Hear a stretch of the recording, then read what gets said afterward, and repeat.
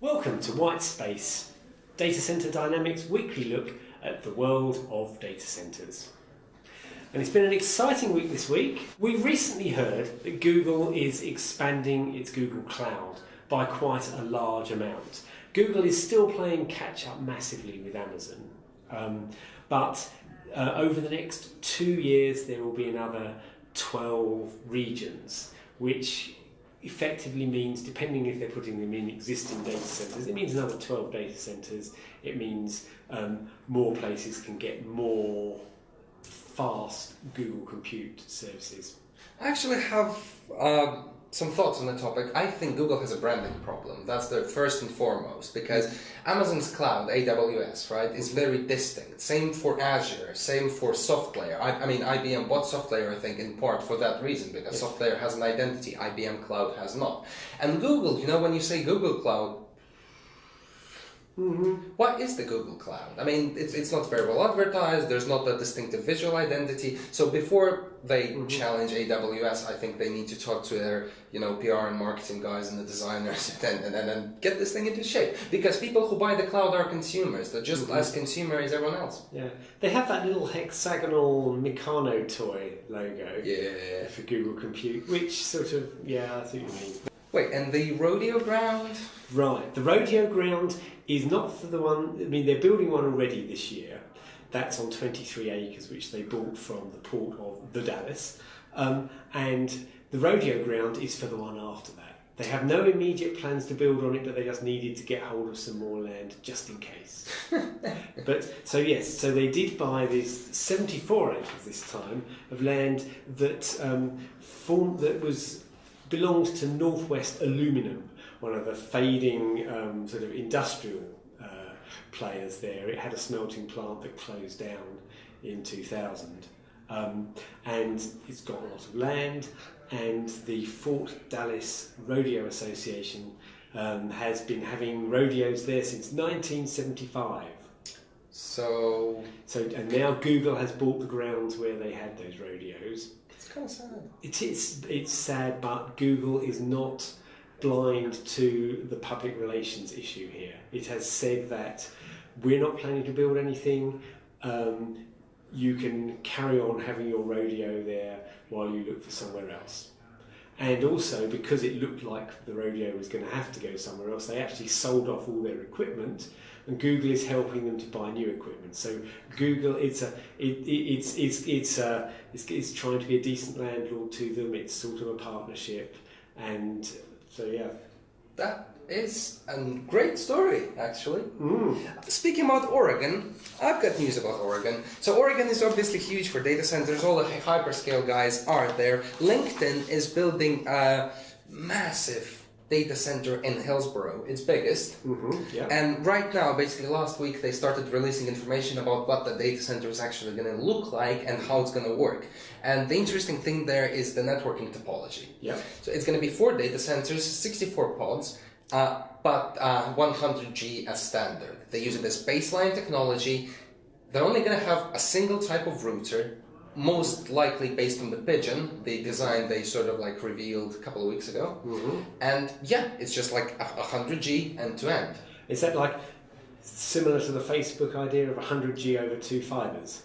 I think so, yes. And interestingly, they're thinking they actually could save money in comparison with 40G deployments because they need sort of like less wires, less technology. It's cheaper to buy fiber. Right. Okay. Do we know whether it's multi-mode or single-mode fiber?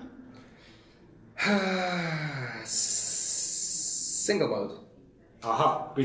That is significant, and it is similar to what Facebook's doing. Because single mode has previously been too expensive to be used for anything other than long distance 100-kilometer type or 10-kilometer more links. And just to finish off this sort of like the set of networking news, Microsoft has announced something very interesting. It was last week as well. So right now, to connect several data centers on a campus, you need separate boxes for data center interconnect. Microsoft worked with a small American company called IXI... Infi. Thank you very much. And they've developed an interconnect that doesn't need the box. All of the clever stuff actually happens inside the cable. It's a direct attach cable, right? The QSBF28 module. And works at the distances of up to 80 kilometers and cuts out a whole range of data center hardware and by extension the companies that supply this type of hardware like Cisco. All right. Oh, I see. So this is like whole racks or whole fractions of rack just going because you can plug one of these straight into your... That's what it means, yes. Exciting stuff. Yeah. When you can replace dedicated hardware with a wire, I mean, what's not to like? Dell is still working on getting the money together for the grand plan of merging with EMC for $67 billion.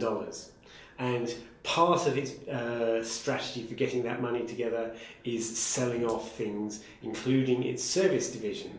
The service division which it acquired when it bought Perot Systems some years back. Now, actually, services is a large part of any company at the moment, and I'm wondering if Dell really wants to do without it. It's a very good question. And why are the Japanese paying so much money for it? Indeed. Well, so much. They're paying $2 billion less than Dell was hoping for. Dell penciled in $5 billion for that, and only got $3 billion from NTT.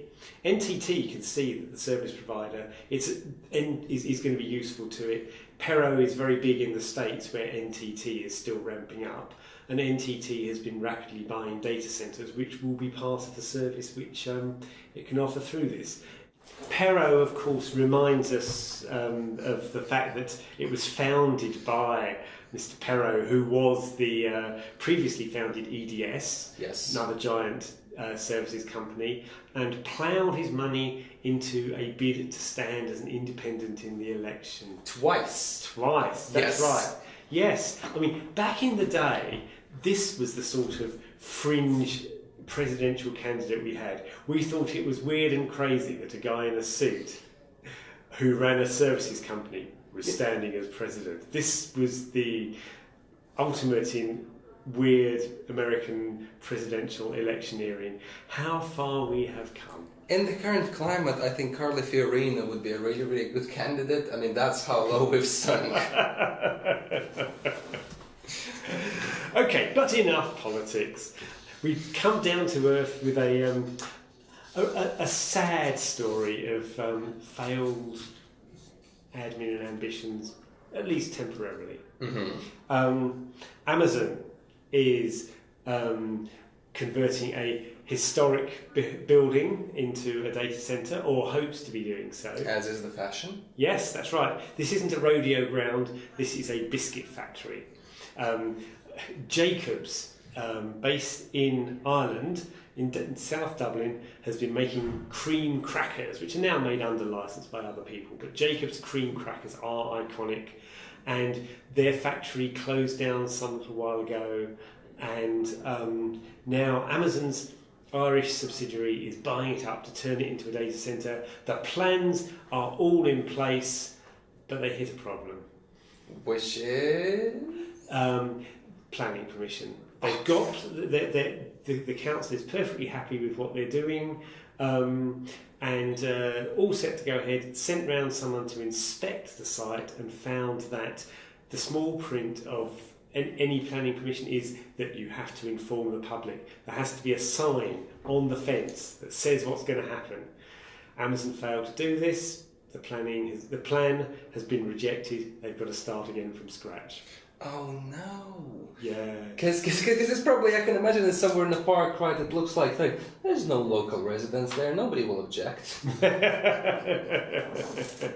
Besides, everyone, yeah, that's right. Everyone around there seems to say they like it.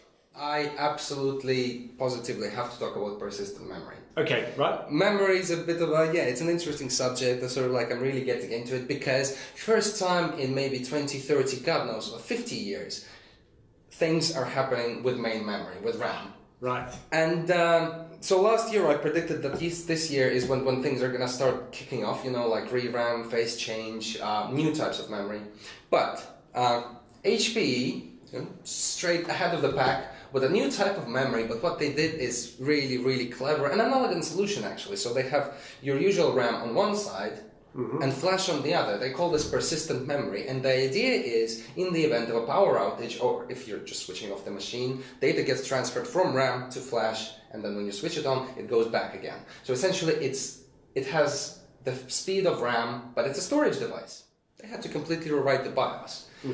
So it would accept something stuck in DIMM slots as a storage device, but as it is, it's the fastest storage device out there. It's like maybe 20-30 times faster than flash. Even the flash connected through PCIe, they're still beating that. There's two drawbacks to this. One, they're only limited to 8 gig at the moment, and you can get 128 gig normal DIMMs. Right, okay. Two, this normal stick of RAM costs about $300. This stick of RAM costs $800. There's a $500 premium. Oh yeah. The most interesting thing, why were they able to do this? Where does the electricity come from in the event of an outage? Turns out, and our viewers might already know this, that ProLiant servers for years had batteries inside as part of their storage controller. It's a 96-watt battery, and they've just used the battery that they already had in there. So like all these ideas about distributed UPSs and putting more batteries inside servers, HP has been doing that for years. You can read about it on the website. Good. Right, thank you for joining us. We'll see you again next week. Goodbye.